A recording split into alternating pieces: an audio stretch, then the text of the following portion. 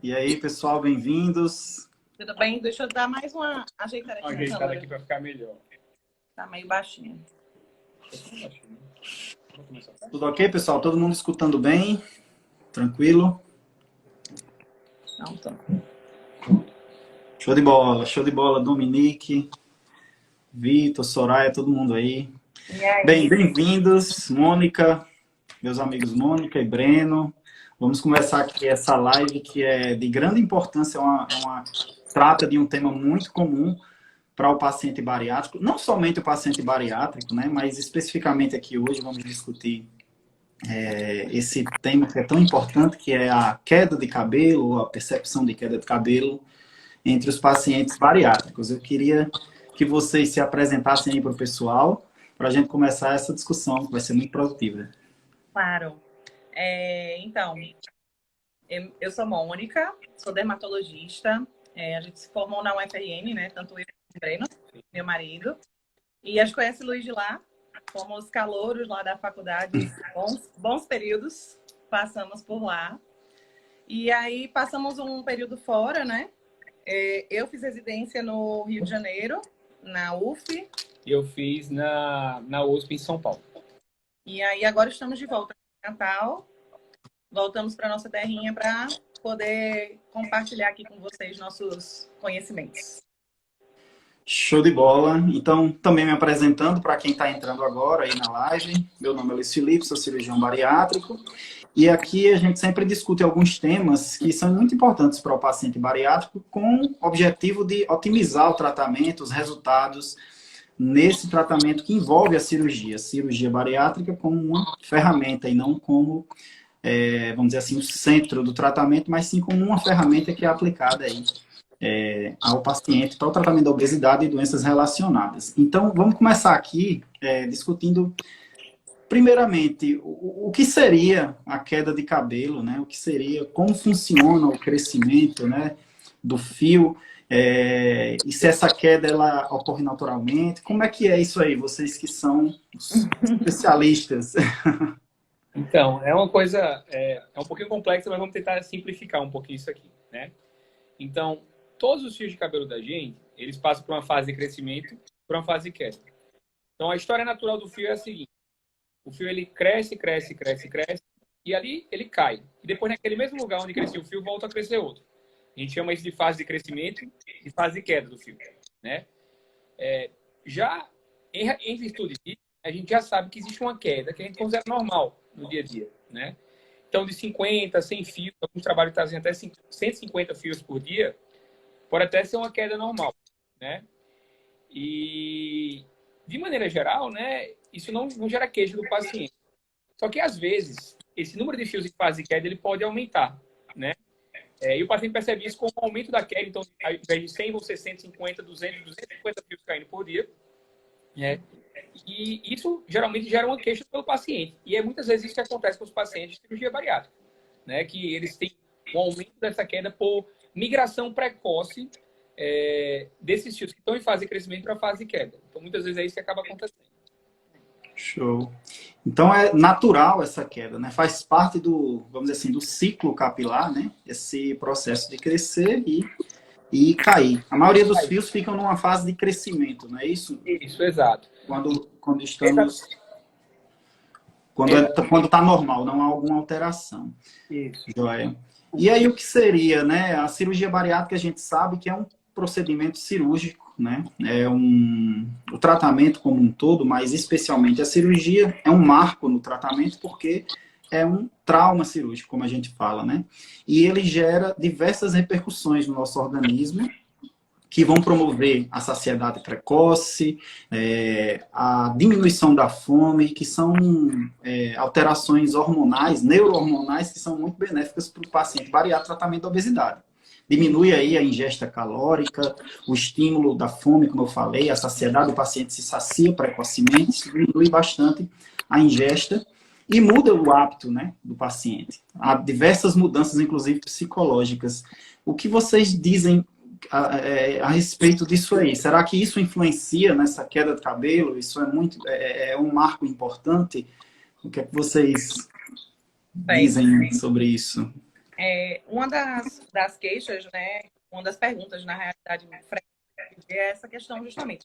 Sempre vai cair cabelo quando eu fizer a cirurgia? E basicamente você já falou aí algumas coisas que podem justificar essa resposta, né?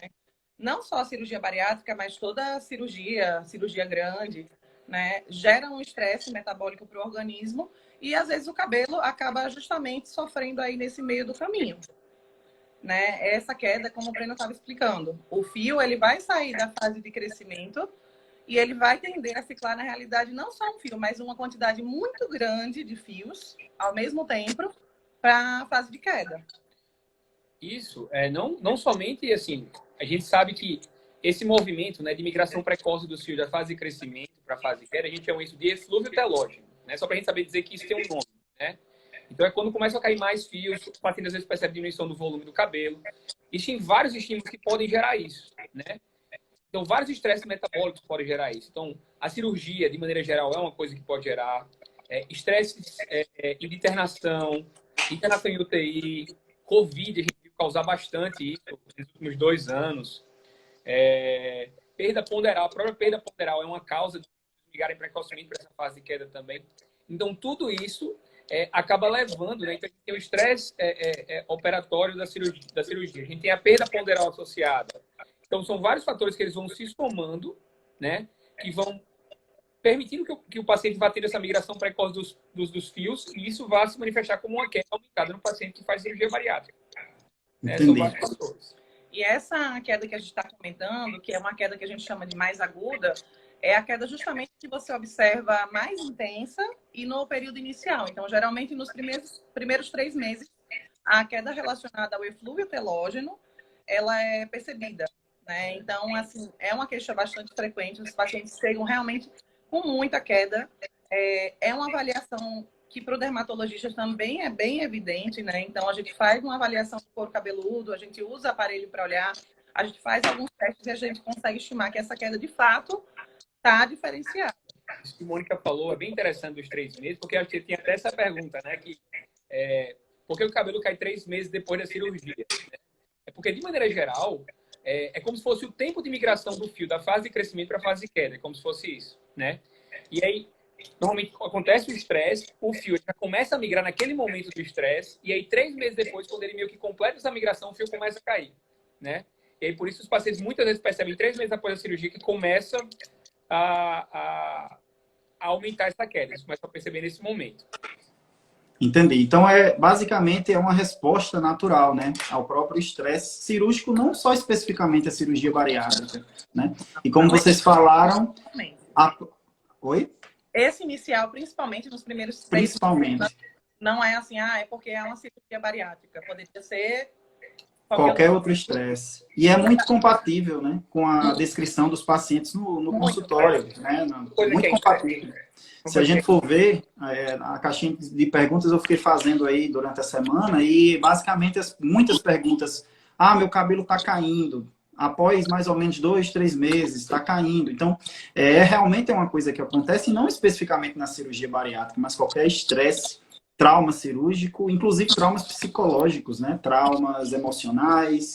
São gatilhos, né, que a gente chama. São gatilhos, né? O gatilho para você entrar na fase do eflúvio telógeno são vários. Então, outra coisa que o pessoal pergunta muito é assim, mas todo paciente vai ter essa queda? Isso daí, o eflúvio telógeno, que é essa queda inicial, não necessariamente todos vão ter. Não existe um dado preciso de estudos, a gente até deu uma revisada aí, né? Mas os dados, eles às vezes são um pouco subjetivos, porque às vezes depende da avaliação também do paciente, e o ideal seria que um dermatologista mesmo fizesse essa avaliação, que às vezes tem casos que tem uma queda acentuada, mas que não chegam a se caracterizar como eflúvio mesmo, e tem casos que o paciente tem a percepção da queda e não tem uma queda compatível mesmo com a doença, né? Então, assim, na medicina nem nunca nem sempre, né? Então, assim, todo paciente vai ter? Não. Mas o que a gente vê na prática? A gente observa uma frequência muito alta. Claro, a gente é dermatologista, a gente tem essa demanda maior, né? Os pacientes que estão Vem pra gente, né? acabam vindo pra gente. Eu não sei, assim, no seu consultório, se você também percebe um percentual muito grande desses pacientes com essas queixas. Mas o que a gente observa também, a incidência maior de notar, né, de ter essa queixa, geralmente são as pacientes mulheres, mais jovens, né? Que são mais atentas nessa parte de cabelo, às vezes, assim, valorizam mais essa queixa. Então, é um perfil que a gente tende a perceber o desconforto maior. E fora que são pacientes que têm um fio mais longo. Então, quanto maior o seu fio de cabelo, maior a percepção de queda você vai ter. Então, o homem que tem cabelo curto, às vezes tem eflúvio, mas passa batido. Porque o fio é curto, ele não vê. A mulher que tem um fio de cabelo longo, aquele fio vai, enrola, faz um bolinho. Então, para ela é mais fácil também ter essa percepção. E até a percepção do crescimento, né? É mais prolongado para a mulher porque o fio é mais longo, então ela nota aquela falta, né? Aquela queda por muito mais tempo, né? Certo. Então, assim, é uma resposta natural, né?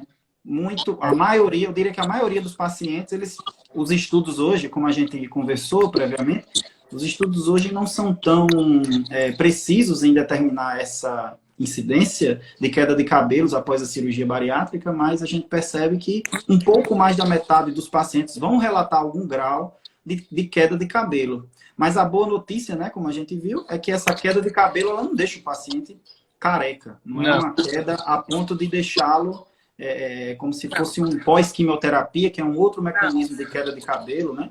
Em pacientes em tratamento de câncer, por exemplo, não é assim, né? Então a gente tem que tranquilizar os pacientes quanto a esse perfil, esse padrão de queda de cabelo, não é isso? É uma coisa interessante que você falou também, porque assim, são duas coisas, né? Eu acho que a gente sempre tenta deixar isso claro para os pacientes.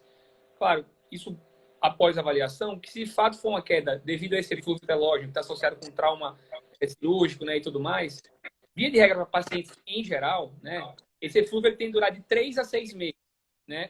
Porque isso tem a ver com essa migração. E uma vez que essa migração se completa, o cabelo volta a migrar para a fase de crescimento de novo, ele volta a crescer, né? Então, de 3 a 6 meses de pacientes em geral. Isso se a gente tiver um estímulo único, né? Mas a questão da bariátrica é que os estímulos eles vão meio que se colocando um acima do outro. Então, você tem o trauma operatório.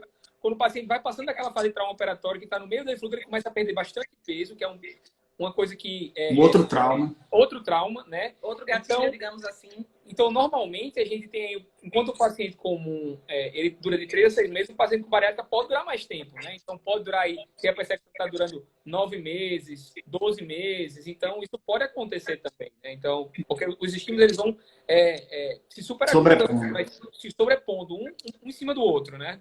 Exato. Exatamente. Tanto que é uma preocupação que a gente tem para diminuir, vamos dizer assim, ao máximo esses estímulos, né? Então, a cirurgia bariátrica ao longo do tempo, nos últimos 20 anos, ela deixou de ser uma cirurgia que era feita de forma convencional, ou seja, aquela cirurgia cortada, como a gente fala no popular, aquele grande corte, ou seja, um trauma cirúrgico muito maior. Hoje a gente entende melhor os mecanismos, né, neurohormonais, então a gente diminuiu o trauma cirúrgico, otimizou essa comunicação intestino-cérebro, saciedade, essas alterações hormonais que promovem o quê? Uma perda de peso, mas que não seja uma perda de peso, seja, na verdade, um emagrecimento e não uma perda de peso. O paciente perder massa gorda e não perder a massa magra. Então, isso aí é menos um estresse, né? Esse déficit proteico, o paciente conseguir comer as proteínas, principalmente, a suplementação, tudo isso aí a gente vai diminuindo a possibilidade desse estresse, desses diversos estresses que né? promovem, né? Inclusive o estresse psicológico.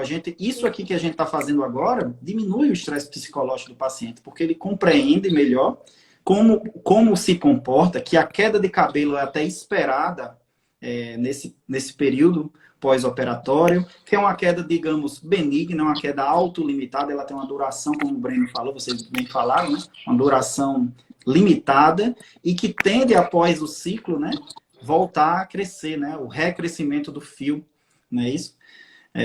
Muito bom aí, Mônica. Eu só quero falar para o pessoal que tiver alguma dúvida, pode deixar aí embaixo que a gente está selecionando aqui. Eu já vi aqui até um comentário que eu acho que vale a pena até associar aqui, principalmente para mulher, né? Apareceu um comentário aqui perguntando: é o mesmo tipo de queda que tem no pós-parto? O eflúvio telógeno não é, sim. É exatamente essa queda que você percebe no período da amamentação, né? Uns 3 meses após o parto.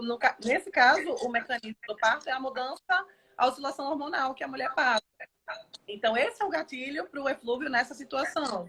Então, se alguma das meninas já passou por isso, né, já teve essa experiência, sabe que a tendência também é o fluxo voltar ao normal. Então, o papel da gente, acho que o principal de todos, assim, é a gente conseguir dar uma tranquilizada nesse paciente, porque como você mesmo falou, isso gera uma angústia, e quando você recebe um paciente com queda de cabelo, principalmente a gente viu muito na pandemia essa questão do pós-Covid, que foram quedas de cabelo, assim, violentas, você tem que ter empatia para aquele paciente, porque, assim, às vezes você pensa, é só o cabelo, mas o cabelo está ligado a boa parte da estima da pessoa, né? E aquilo ali influencia como você vai tocando sua vida.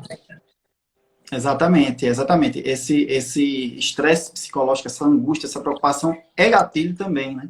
E é uma coisa interessante que a percepção, ela é muito subjetiva. Às vezes tem pessoas que têm uma queda de cabelo objetivamente maior, mas elas não percebem, elas não valorizam, talvez, os homens, basicamente. Então, a gente vê a maioria dos estudos mostrando que a queda é muito maior em mulheres jovens, ou seja, na população que está mais, vamos dizer assim, ligada, né, nas questões estéticas, no cuidado com os cabelos, que é um cuidado diferente, né, na mulher, o cabelo mais longo, mais perceptível, como você falou. Então, isso é muito, muito importante. Eu acho que a gente pode começar a dar uma entradinha como a gente pode prevenir. Será que tem alguma maneira de prevenção da queda de cabelo? É uma coisa que perguntam muito. Será que a gente pode fazer alguma coisa antes da cirurgia ou depois da cirurgia, logo após, que previna essa queda? O que é que a ciência mostra aí? O que é que a gente tem de dados importantes aí que vocês podem comentar? Então, assim, quando o cabelo vai entrar no ciclo do eflúvio telógeno, não tem como a gente impedir, né? Da mesma forma que não tem como você saber quem vai chegar, vai ter eflúvio, você não tem como parar o eflúvio. Então, não é aquela coisa, vamos repor tal suplemento e sua queda vai parar daqui a uma semana, 2 semanas. Isso não acontece, né? Quando a gente inicia algum tratamento em vigência da queda, não é visando parar aquela queda naquele momento. Isso precisa também ser combinado com o paciente, conversado, explicado.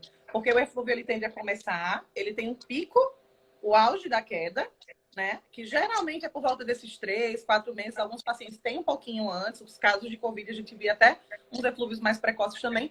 E depois ele tende a se restabelecer. Então, uma coisa curiosa, que às vezes a gente até vê no consultório por outras causas de eflúvio, às vezes o paciente, tomei tal vitamina por 3 meses, meu cabelo parou de cair e ficou maravilhoso. Então, assim, em muitos casos, quando você não tem uma deficiência nutricional de base, o cabelo vai voltar para o ciclo dele sozinho. E você põe na conta, às vezes, usei o shampoo anti-queda, usei um chá de alho com alguma coisa, um tônico de crescimento, e em 3 meses meu cabelo parou de cair. Esse é o segredo. Na realidade, não é o segredo, esse é o ciclo funcional do cabelo, né? Alguns pacientes, né, não são a maioria, né, mas alguns pacientes podem entrar naquela espiral que a gente comentou, né, de ter novos gatilhos de queda. E, além do mais, tem pacientes que podem ter déficits nutricionais, de fato, né, paciente, como vocês mesmos já fazem alguma reposição de base, né, no paciente que faz a cirurgia bariátrica mesmo. E se houver alguma carência, alguma deficiência nutricional, essa realmente precisa ser corrigida. Porque isso daí pode perpetuar o ciclo de queda, sim. Então, na nossa prática, mesmo sem ter muita evidência científica mesmo, o que é que a gente costuma fazer? Pelo menos a nossa conduta padrão como dermatologista. A gente sempre vai pedir os exames da parte de vitamina, a parte do ferro, a parte da ferritina, do zinco, vitamina D, vitaminas do complexo B, principalmente B12. É basicamente um perfil que a gente solicita para ver se até antes da cirurgia, né, eu acredito até que faça parte do screening de vocês também, você já tem alguma carência ali que você ajuste previamente para garantir que o paciente fique com aquele nível basal ok, para enfrentar a cirurgia com aquele nível basal ok, né, e não ser que vai piorar.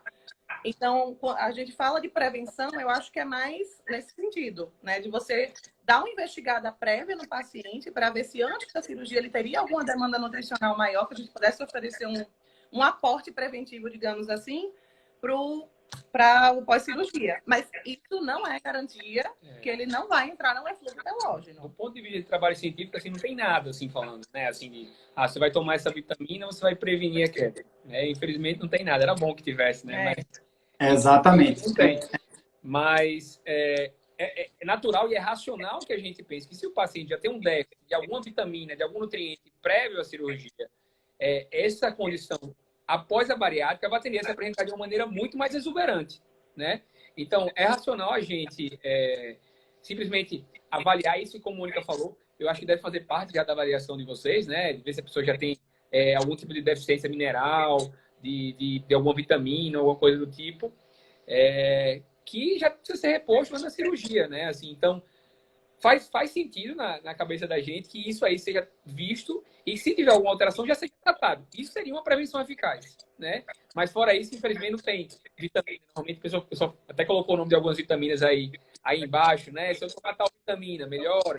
Esse suplemento Exato. tal... A Marcela aí falando. A Marcela falando aí. Aumento da vitamina A, consumo, será que... Pois é, não tem, né? Não tem evidência. Na prática sobre... nem usa vitamina A nesse sentido. Sendo bem honesto, você para pensar, a isotretinoína, que é um análogo da vitamina A, induz queda de cabelo. Induz queda de cabelo. A vitamina A, o análogo, induz queda de cabelo, olha aí. Pode então, é muito...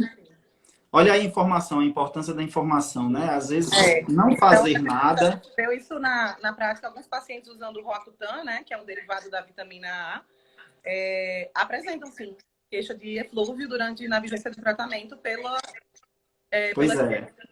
Eu queria só fazer uma ressalva também, assim, que a gente tá falando bastante de eflúvio aqui, porque é o que a gente costuma ver, né? O paciente sempre precisa ser avaliado, né? E eu acho que uma coisa que é interessante falar dos pacientes de bariátrica, assim, é porque é um perfil um pouco diferente do que a gente é acostumado a ver no consultório nos outros eflúvios, né? Eflúvio pós-parto, pós-tratamento concepcional, pós-Covid. Todos esses, eles têm uma tendência de melhorar de 3 a 6 meses. O da bariátrica, ele tenta melhorar um pouquinho mais. E aí a gente vai falar uma coisa que talvez não tenha tanto trabalho científico para a gente estar falando isso. É uma coisa que a gente percebe. Acho que falta trabalho científico ainda para falar sobre isso. Existe uma condição que a gente chama de eflúvio telógeno crônico. Que o que é isso, né? É aqueles pacientes que têm uma tendência à queda aumentada dos fios, que pode durar 6, 9 meses, 1 ano, 2, 3, 4. E na nossa percepção, talvez, os pacientes com bariátrica, eles talvez tenham um pouquinho mais de chance de entrar nisso aí, mas isso aí não tem trabalho científico nenhum que fale isso. Seria mais pela lógica, né? Pela parte, a gente saber que o paciente ele tem uma restrição muito maior nutricional, né? Existe uma plausibilidade científica, né? Quando a gente para pensar sobre isso, mas ao mesmo tempo é uma impressão de experiência pessoal, né? Uma experiência prática, é uma impressão, assim, uma impressão que a gente tem. Mas existem formas de se tratar o eflúvio. Existem formas de se tratar crônico, também. Que não é só com suplementos multivitamínicos, tá? Por isso que sempre tem que ser avaliado, não dá para correr. Exatamente. Tem que ser avaliado. Quando o paciente deve ir no dermatologista, né? Essa pergunta aí também é uma das top 5, como diz. Quando ele deve deixar não somente, ou melhor, quando ele deve não somente ser cuidado com a equipe multidisciplinar, porque a cirurgia bariátrica é um tratamento que envolve uma equipe multidisciplinar. Não existe tratamento da obesidade que envolve cirurgia sem vamos dizer assim, as outras... sem a equipe, né, atividade física, o profissional de educação física, nutricionista, fonoaudiólogo, fisioterapeuta, enfim, não existe. Quando a gente deve encaminhar, no caso, quando o paciente deve procurar o dermatologista, paciente bariátrico, né? Eu diria que sempre. Eu acho que a primeira coisa, né? Puxar a sardinha pro lado da gente. Então, assim, eu acho que a primeira coisa é saber que queda de cabelo não é um diagnóstico, né? Queda de cabelo é um sintoma. É um sintoma que precisa ser investigado e precisa de um diagnóstico, né? Então, claro, a gente sabe que eflúvio telógeno é uma causa importante de queda de cabelo, mas existem outras causas de queda de cabelo, né, aumentada. A alopecia areata, por exemplo, que é uma doença autoimune do couro cabeludo, aumenta a queda de cabelo. Saiu essa semana vários comentários aí da esposa de Will Smith. Tem a alopecia areata e tal, e não sei o quê. Exato. Então, assim, eu acho que fica nessa questão do diagnóstico diferencial, porque quando você começa a botar tudo na conta, foi da bariátrica, vai passar, às vezes você perde tempo de tratamento. Então, só para citar algumas coisas que podem existir nos diagnósticos diferenciais, além da alopecia areata que o Breno comentou, por exemplo, até em pacientes que têm um perfil metabólico, assim, de sobrepeso, acne, a alopecia androgenética feminina, ela é muito frequente, ela tende a dar uma afinada no fio, dá a sensação de cabelo ralo. E existem tratamentos diversos que a gente pode fazer nessa abordagem, né? E comumente, né, esses pacientes que têm já uma alopecia androgenética, falou, a calvície do padrão feminino, né, que a gente chama. A calvície do padrão feminino. Esses pacientes, quando eles podem ter eflúvio telógeno também, e isso acentuar a alopecia androgenética. Então, assim, é importante até reconhecer isso antes, para você já iniciar o tratamento e não ficar aquela coisa tão mais provavelmente vai ter uma queda após a cirurgia, para não ficar aquela coisa tão mais acentuada após o procedimento cirúrgico. Então, Entendi. Então, é muito importante, em tendo uma queda de cabelo relevante, e a percepção já é importante, já se fazer esse acompanhamento junto do dermatologista. Percepção de queda e percepção de rarefação também, porque às vezes o calvície, ele não tem uma percepção de queda, muitas vezes. Um cabelo mais fininho. Mais fininho e rarefeito. Isso. Né? Então, exatamente. Às vezes é interessante passar em consulta, porque é uma coisa que pode ser tratada, já pode ser indicado o tratamento antes da cirurgia, para quando ele for fazer a cirurgia, e se de fato ele tiver um produto telógeno, não ficar aquela alopecia androgenética super mais evidenciada por conta de uma coisa que não tinha sido diagnosticada antes. Então, entendi. A suplementação a gente sempre faz, né, na cirurgia bariátrica, no pós-operatório, pelo menos as equipes aqui de Natal, e a maioria das equipes no Brasil afora, a suplementação é algo que é feito de rotina em praticamente todas as técnicas bariátricas.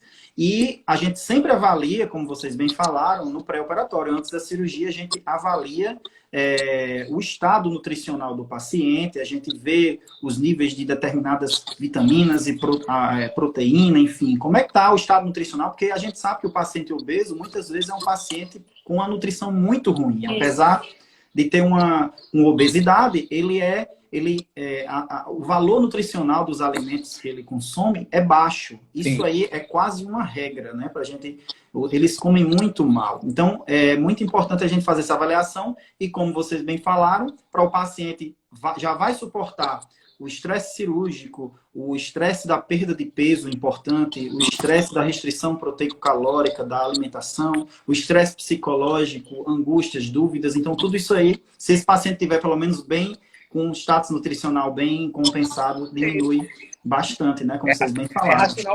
Né? Inclusive, para ele responder bem aos tratamentos que a gente vai propor também, né? Daí é fundamental. Mas eu acho que tem que andar juntinho. Então, queixou de queda de cabelo para o cirurgião, já encaminha para a gente dar uma olhada, não fica tentando procurar milagre em casa, chá disso, chá daquilo. Porque tempo é folículo também, né? Exatamente. O tempo de Exatamente. tratamento, né? E o paciente vai sofrendo naquilo ali, tentando achar uma fórmula, muita receita caseira. A gente que é dermato vê muito isso, né? Tem receita caseira para tudo. Todo mundo faz alguma melindragem aí para tentar contornar essa queda. Contornar. E essa suplementação... Oi, pode falar, Mônica. Mas assim, nada substitui você ser esclarecido, você entender o problema que você tem e você procurar a melhor forma de tratar, né? Do que tá procurando, às vezes, um barato que às vezes sai bem caro. Sai caro, às vezes, não só apenas de resultado, às vezes os pacientes pagam altos. É verdade. Muito shampoo e vitamina e tudo mais. Às vezes não faz tanta diferença para o paciente e vai lá aqueles gastos exorbitantes, né? Que às vezes o paciente vai ter para não ter o resultado que ele gostaria, né? Que gostaria. E às vezes fica assim naquela dúvida, né? Será que eu estou fazendo certo? Não estou fazendo certo? Como é que eu tenho que fazer aqui? E exatamente, é muito importante a gente perceber que, como vocês bem falaram, as evidências de que suplementação nutricional, de que esses chás, isso aí não existe, né? Basicamente são muito controversas. A gente faz por causa que normalmente a gente sabe que há um déficit nutricional no paciente bariátrico, a gente faz por causa disso. E também porque, como você falou, a plausibilidade científica, a gente sabe que pode ser gatilho para queda de cabelo. Então, mas a gente ter certeza que o zinco, que o ferro, isso aí, ele vai ter, de fato, um benefício indiscutível na queda de cabelo, ainda não temos essa resposta da ciência, né? Uma coisa que perguntam muito, quando é que a gente pode fazer procedimento químico no cabelo? As mulheres aí, a maior parte, né, do público bariátrico é feminino, e isso é uma pergunta muito pertinente. Quando o cabelo ele vai suportar, vamos dizer assim, esse estresse químico de procedimentos estéticos? Será que isso tem influência com a queda de cabelo na bariátrica? O que é que vocês dizem sobre isso aí? Então, o procedimento químico, né, ele causa danos na haste do cabelo, principalmente, né? Porque você está pegando um fio que já está fragilizado, né? Se for um fio, por exemplo, de um paciente que já está com uma queda mais prolongada, é um fio que já nasce mais, ainda está nascendo, mesmo nascendo, está nascendo fragilizado, ele é um fio que vai ser mais propenso a quebrar e não cair da raiz, mas você ter fratura do fio, principalmente quando você faz algumas químicas mais agressivas, tipo descolorir o cabelo, né? Então, fazer mecha, em vez de você tonalizar o cabelo, que é só a tintura, né? A descoloração de todos esses processos, tonalização, pintura e descolorir o cabelo, acho que talvez as mulheres estejam mais familiarizadas com isso que vocês, né? Total. Mas as meninas vão entender o que eu estou falando. De todos esses, o mais agressivo, sem dúvida, pensando no processo de cor, tá? É a descoloração. Porque a descoloração você vai retirar um pigmento ali do fio, né? E muitas vezes até colocar depois outro por cima. E esse processo de, falando assim, né? Bem simplificadamente, esse processo de retirar o pigmento natural do fio, ele é o processo que mais enfraquece a haste do fio. Então, por exemplo, se você está na vigência da queda, não é legal você estar fazendo mechas, por exemplo, porque não é que vai aumentar a queda do cabelo da raiz, mas você pode aumentar a chance de você estar fraturando seu fio. A mesma coisa para processos de alisamento, né? Então, qualquer tipo de escova progressiva, tá? Isso já fica até outro recado aqui. Não existe você alisar o cabelo sem ter formal na composição. Então, muitas donas de salão, não tem formal essa escova de vinho, de champanhe, de chocolate, de escova brilhante, plástica capilar, tudo isso, quando você esquenta, quando você passa a chapinha, que faz parte do procedimento, tudo isso acaba virando formal também. Isso também fragiliza o fio, até no cabelo saudável. Agora, você imagina colocar isso num cabelo que está fragilizado. Então, assim, eu acho que, em resumo, seria... Normalmente, os procedimentos químicos não estão associados à queda, né? Mas eles estão... Porque a queda é o fio que cai da raiz, né? Da raiz, a queda fio branco pela que a raiz. gente vê na ponta do fio, né? A queda é o fio que cai da raiz. Mas eles podem ser associados à quebra, né? Que às vezes pode ser igualmente danoso, né? No fim das contas. Porque se você tem um volume de um fio que ele, sei lá, tem 50 centímetros de comprimento, por exemplo, e aí você quebra ele quase que na raiz, ele fica com 2 centímetros de comprimento, é a mesma coisa do fio ter caído, né? Exato. Mesma coisa de ter caído. Então, assim, parcimônia, cuidado. Se for sugerir algum procedimento para esse período ainda bem delicado inicial, seria mais a tonalização. O uso de um shampoo tonalizante, né? Para esconder mais os branquinhos. O shampoo tonalizante, ele é um pigmento que sai com a lavagem, né? É uma coloração um pouco menos danosa ao fio, né? Mas aí as luzes e a progressiva mesmo, assim, tem que dar uma segurada. O ideal é avaliar realmente com o dermato para ver como é que está a consistência daquele fio e ter um cabeleireiro também de confiança. Não dá para você também fazer em qualquer lugar, né? Porque show de bola. Varia muito isso daí também. Depende de quem faz Também. Dizer assim, procedimento, né? É muito Joia. complicado. Isso daí é muito bom de conversar em consultório com mulher, eu adoro, né? Então, aqui, a Rosa, eu anotei algumas perguntas. A Rosa fez uma pergunta. O cabelo, a gente até já respondeu, mas eu acho interessante a gente até repetir essas perguntas mais comuns, né? Então, ocorre essa queda realmente no cabelo, mas ela perguntou, cai e não cresce mais? Esse cabelo, ele não volta a crescer? Como é isso? Ele costuma crescer novamente, não é isso? Então, é como a gente estava comentando, né? No início, assim. O cabelo, o que acontece nessas quedas, muitas vezes, é que o fio, ele tem uma fase de crescimento, ele tem uma fase de queda, ele acaba migrando precocemente para essa fase de queda. Só que depois que ele conclui o ciclo, ele volta a crescer de novo, né? Então, ele acaba voltando, né? Claro, o paciente vai ficar com aquela percepção de queda de volume, diminuição do volume do cabelo? Vai, porque a mulher trocou um fio de cabelo de 50 centímetros por um fiozinho pequenininho que está começando a nascer. Lógico que ela vai ficar com a percepção de queda de diminuição do volume, mas com o tempo e com paciência o fio vai voltar a crescer, né? Vai voltar. Vai voltando, né? Volume, né? Show de bola. Show de bola. Bem, e a gente viu que uma boa parte dos pacientes não vai apresentar essa queda, né? Não vai apresentar. A gente sabe que isso não é uma coisa que é regra, né? Que essa pergunta é muito comum. Vou ficar careca? Meu cabelo vai cair? Não vai crescer mais? Careca não vai ficar. Então, careca não, né? Não fica por 2 motivos, né? Primeiro que existe um limite da quantidade de folículos que podem migrar para a fase de queda. A quantidade de fios que podem migrar para a fase de queda. Se for uma migração muito alta, a gente até desconfia se é eflúvio mesmo, né? Assim, existem outras causas. Deve ter outra causa. Às vezes pode ter outra causa associada. Mas, de maneira geral, existe um limite do quantos fios conseguem migrar para a fase de queda, de maneira simultânea, assim. E, como a gente falou, né? Não é fica careca porque também não é definitivo. Então vai diminuir o volume do cabelo, mas não é definitivo porque o fio vai voltar a crescer e que existe, normalmente, assim, digamos, talvez 10%, 15%, talvez em fase, um pouquinho mais, né? Mas, por exemplo, não chega a 50% normalmente dos fios. Então, Exatamente. é mais ou menos isso, assim. Claro que Aí a quanto minha... mais forte for isso, o estresse, né? O trauma que a gente estava comentando antes, racional pensar e a gente de fato vê que maior é a queda, né? Então você pega um paciente com Covid, que ele teve um Covid, ele tem uma queda importante, mas foi um paciente que ficou internado com Covid, ficou na UTI, ficou um tempão lá, a queda é muito mais exuberante, assim, é muito mais exuberante, chama atenção mesmo. Então é bem proporcional ao trauma e ao estresse, não somente físico, como psicológico, hormonal. É muito comum, como você disse, é o mesmo mecanismo, né, na gravidez.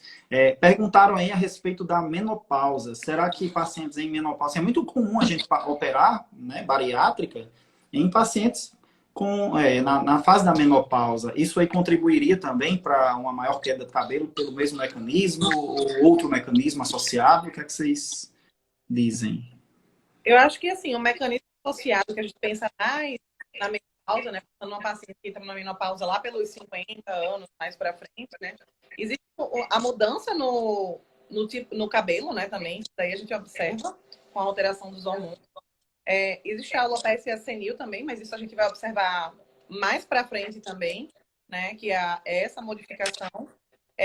Mas, de toda forma, se a paciente apresentar queda, independente de menopausa ou não, isso não vai falar a favor dela ter maior chance de ter eflúvio pelógico que as outras pacientes. Assim, a menopausa em si, né? A menopausa em si, ela não está associada à piora do eflúvio, né? Sim. A menopausa em si, ela não tem essa associação. Não tem esse comportamento.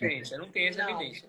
Mas, assim, a gente sabe que, às vezes, com a menopausa, né? Claro, como a Mônica falou, idades mais avançadas, pode vir um tipo de alopecia que a gente chama de alopecia senil, né, que pode evidenciar mais um eflúvio telógeno. Algumas dessas pacientes, elas podem ter calvície feminina ou alopecia androgenética, que são sinônimos, né, associada.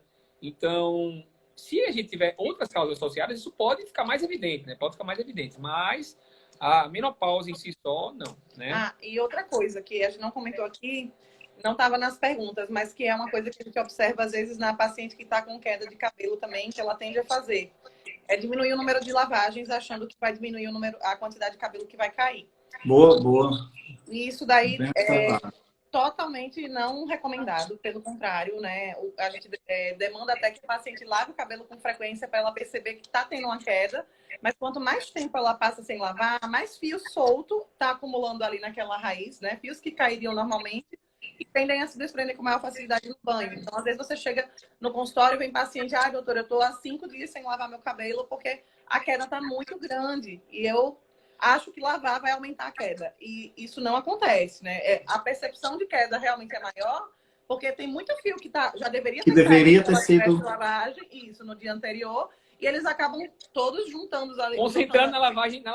Então, se a pessoa, sei lá, cai seus 150 fios por dia, e normalmente os fios eles caem mais quando a gente tá manuseando o cabelo, né? Então é na hora da lavagem, na hora de estar penteando o cabelo. Normalmente é nesse momento. Isso. Então, se a pessoa cai 150 fios por dia, cai mais nesse momento, a pessoa, não vou lavar, vou passar 5 dias sem lavar o cabelo. É como se acumular 750 fios para cair em 5 dias, entendeu? Então, é assustadíssima, né? A percepção vai ser caótica.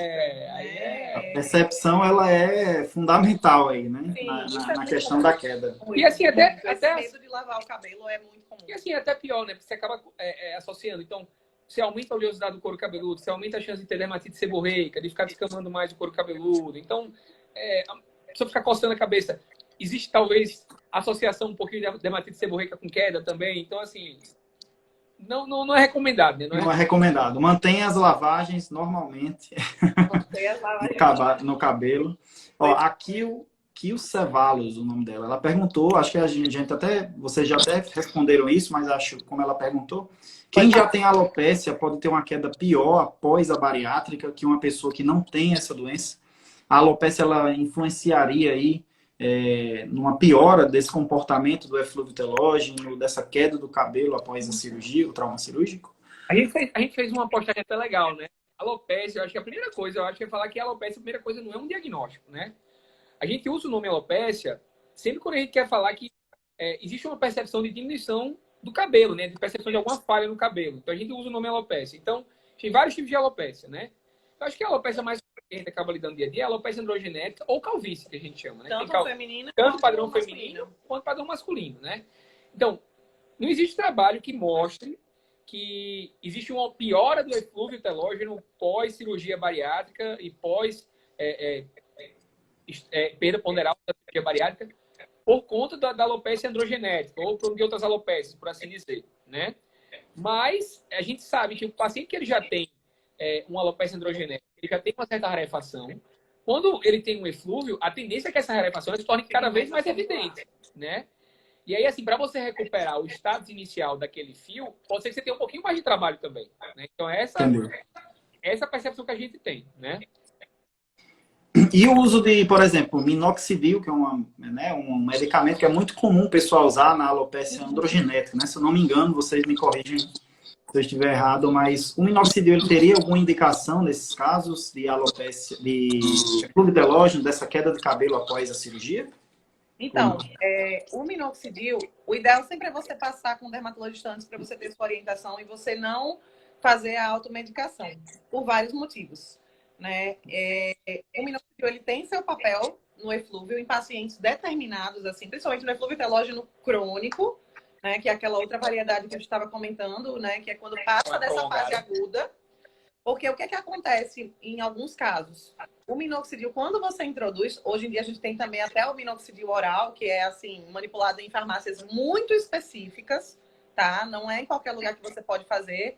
Aqui em Natal, por exemplo, a gente não tem nenhuma farmácia que tenha autorização para produzir. A gente tem que pedir para o paciente comprar fora e trazer. Então, minoxidil oral, que a gente usa bastante na nossa prática, em algumas outras situações, além da alopecia androgenética.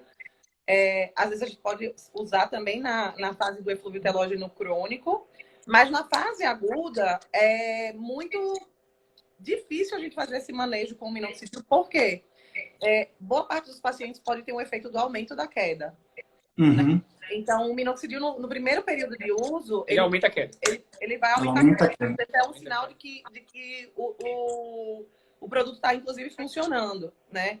E para o paciente que for ficar nessa fase do eflúvio telógeno, que basicamente em 3 meses ele vai resolver aquele quadro, para esse perfil de paciente, geralmente a gente não indica, porque não vale a pena, né? É mais para os pacientes que estiverem evoluindo com vários gatilhos de queda, né? Com um baixo volume de cabelo, a gente vem acompanhando. Aí a gente avalia um por um e vê se vale a pena introduzir o tópico, vê se vale a pena introduzir o minoxidil oral, ver se vale a pena introduzir algum tratamento terapêutico com o dermatologista mesmo, porque hoje a gente tem muitos outros profissionais. Eu sou tricologista, é um termo que ficou meio banalizado. E às vezes você não sabe nem o que você está fazendo no seu couro cabeludo, está gastando ali rios de dinheiro e às vezes você não tem indicação, né? Como no caso do próprio eflúvio telógeno.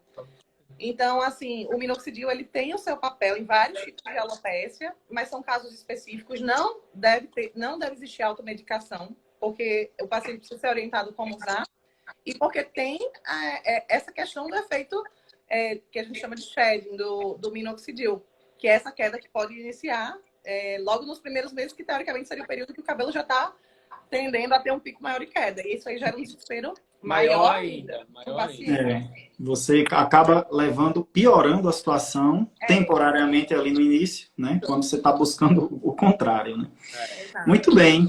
Eu acho que a gente cobriu bastante. Eu acho que as principais perguntas, vocês teriam algum ponto importante, mas eu acho que as principais dúvidas, né, dos bariátricos, das pessoas que pensam em fazer a cirurgia, tem essas dúvidas a respeito da queda de cabelo. Acho que a gente abordou todas, mas eu acho que é interessante a gente fazer uma síntese aqui, até para facilitar quem está entrando agora, né?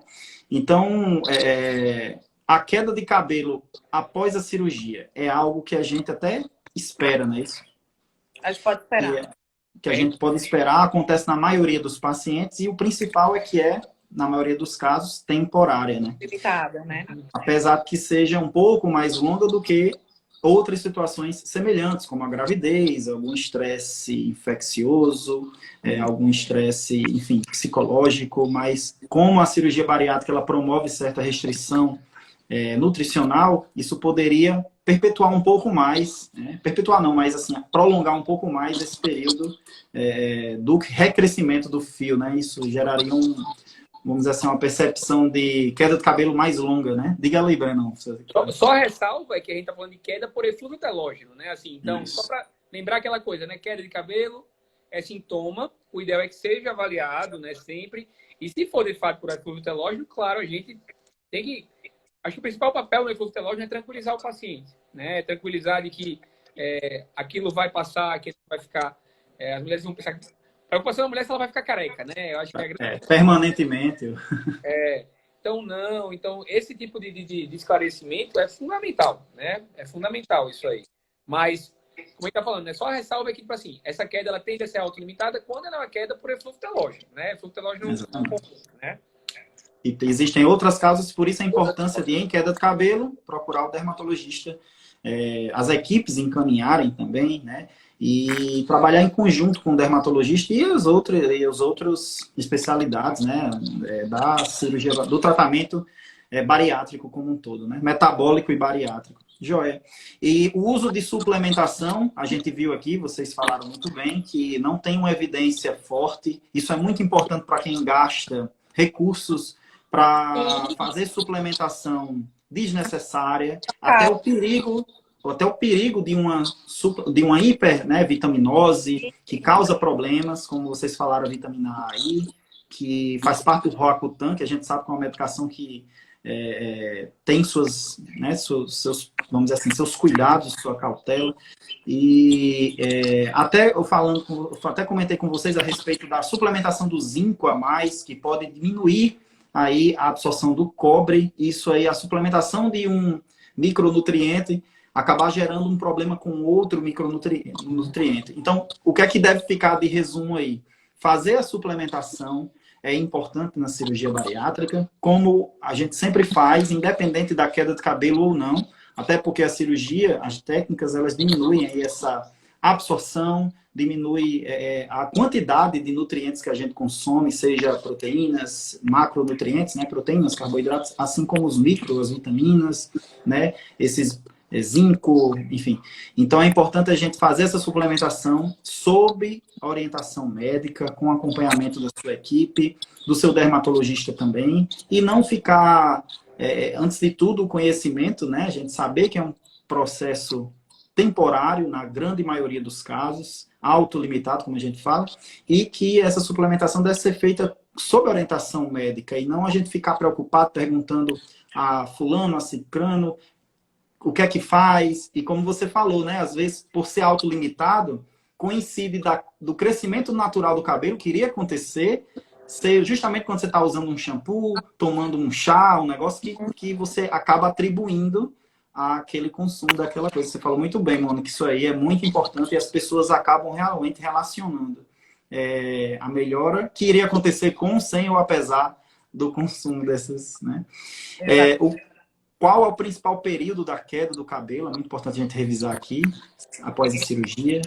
O eflúvio telógeno, ele geralmente o pico é 3 meses, né? Mas pode 3 meses. 3 meses. Geralmente é o período que tem mais queda. Mas esse período pode se estender de 3 a 6 meses. E se a gente der uma olhada de cirurgia bariátrica, até 12 meses, que é aquela questão que a gente vinha comentando, né?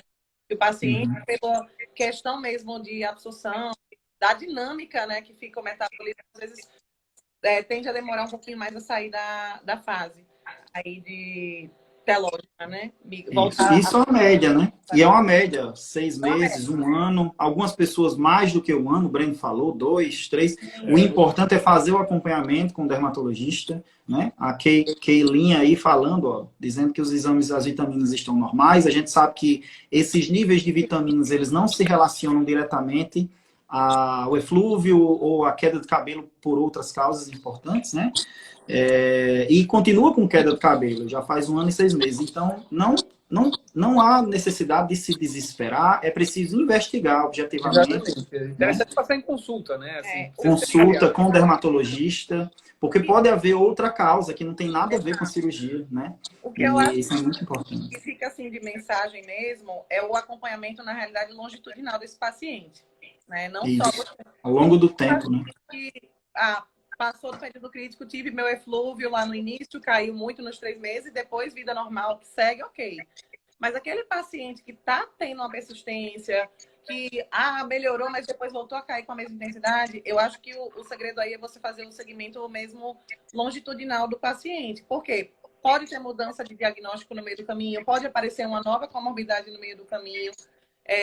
E existem tratamentos que a gente pode direcionar nesses casos. Então, existe tratamento que o paciente pode fazer em casa, existe tratamento que a gente consegue fazer em consultório para tentar dar uma melhorada, né, nesses quadros, mas eu acho que a principal mensagem é essa: não se automedicar, fazer um segmento a longo prazo. Se tiver sentindo esse incômodo, comunica para o seu cirurgião em primeiro lugar, que ele vai te dar uma orientação, ele vai te orientar um profissional que possa te fazer esse acompanhamento longitudinal, porque realmente é uma queixa que a gente vê bastante, né? Então, o paciente, quando ele volta a recuperar o cabelo, é uma satisfação muito grande para a gente e para o próprio paciente também. Exatamente. Às vezes ele Exatamente. o paciente chega, nossa, gastei tanto dinheiro, perdi tanto tempo, e teria sido uma coisa, às vezes, mais simples e mais barata, Exatamente. dar um resultado. Então, e sempre em consulta com alguém de confiança, um profissional que você conheça a formação, que hoje em dia a gente vê que isso é mais difícil, né? E confiar na pessoa que você está ali entregando os seus cabelos. Né? Exatamente. Porque você tem que confiar. Se o médico está falando, ó, isso aqui ainda está dentro do esperado, paciência, trabalhe a cabeça também daquele paciente. Isso daí faz parte da relação médico-paciente, isso também faz parte da melhora do quadro que aquele paciente vai ter também. Exatamente. Eu sempre converso isso aqui, que é a confiança, né? Você confiar é muito importante para a percepção do seu tratamento, de qualquer tratamento médico, né? Na verdade, de qualquer coisa que você entregue a outra pessoa, né? Então, se você confia, a percepção é muito diferente, é positiva. Até mesmo casos como esse, de queda de cabelo, que é muito percepção, não tem número, obviamente, ninguém conta o número de fios, que até conta, mas não no dia a dia. Isso muda muita coisa. É uma espécie de de um mindset, né? Você chegar e confiar na sua equipe e a percepção é diferente. Paciência, porque cabelo também demora a crescer. Então, às vezes você tá fazendo tudo direitinho, você, meu cabelo tá estagnado. Às vezes, pra gente, uma melhora muito boa é você ter saído do fluxo de queda. Exatamente. Isso não quer dizer que você já vai estar com o cabelo cheio daqui a 1, 2 meses. Isso daí demora. O cabelo, ele cresce pouquinho a cada mês, né? Então, é dedicação, é paciência, seguir o tratamento corretamente. Eu acho que isso fala muito para você também, né? Na sua parte da bariátrica, todo resultado também depende da parte da paciência do paciente de entender isso daí. Com certeza. Ele não chega do dia para a noite, né? Tem pacientes que ficam 3 dias sem perder peso, já estão achando que a cirurgia deu errada. Isso. Quando, na verdade, é totalmente normal. Eu já fiz um destaque do Story que essa pergunta sempre tem. Então, já digo, olha, nem todo dia você vai perder peso. A queda de cabelo acontece na maioria dos pacientes, volta a crescer na maioria dos pacientes. Tem pacientes que para crescer é mais devagar do que para cair. Então, tem que ter essa paciência, essa confiança na equipe. Isso que vocês falaram é fundamental. Bem, pessoal, então a gente está chegando pertinho de 1 hora. Eu queria que vocês deixassem alguma mensagem final, onde é que a gente pode encontrar vocês, onde vocês estão trabalhando, e, enfim, o que é que vocês deixam aí para a gente como mensagem? Quer falar? Então, a gente atende lá no Tirol Business Center. Lá a gente atende numa clínica. Em Natal, né? Tem muita gente que não é de Natal. É verdade. Aqui em Natal, né? Lá no Tirol Business Center. Nosso contato está na bio do nosso Instagram, @dermatoa2. A gente não atende junto, tá? Pra gente, né? Já perguntaram. A gente não atende junto. Já perguntaram. Cada um tem seus horáriozinhos lá, né? E é um prazer estar aqui de volta em Natal, voltar a cuidar do pessoal daqui. Os pacientes daqui são pacientes muito, muito, muito queridos, muito receptivos. Assim. A gente veio de uma rotina muito exaustiva lá em São Paulo nesses últimos anos, e agora que a gente mudou para cá, assim, a gente percebe como é bom estar em casa de volta, e aí a gente está aí esperando vocês. Bom, se estiverem precisando da gente, né, podem ir lá, falem com a gente, porque a gente quer ajudar também, né? E paciente pós-bariátrica também precisa de cuidados da pele, tá? Não é só do cabelo. Exatamente, que inclusive a gente vai depois falar um pouco sobre isso, que a dermatologia não se resume só aos cabelos. Existem outras questões que a gente vai abordar depois. Bem, eu não preciso, sou suspeito para falar, mas agradeço demais a participação de vocês.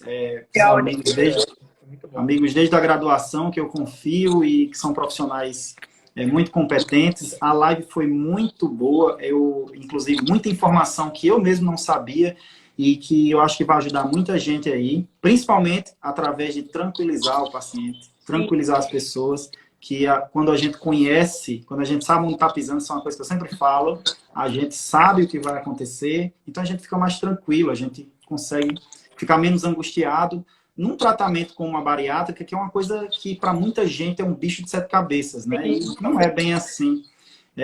Então, muito obrigado pela participação. Eu queria que a gente desse uma pausinha para a gente fazer um print. Quem puder fazer um print aí, postar, que isso ajuda muito a gente.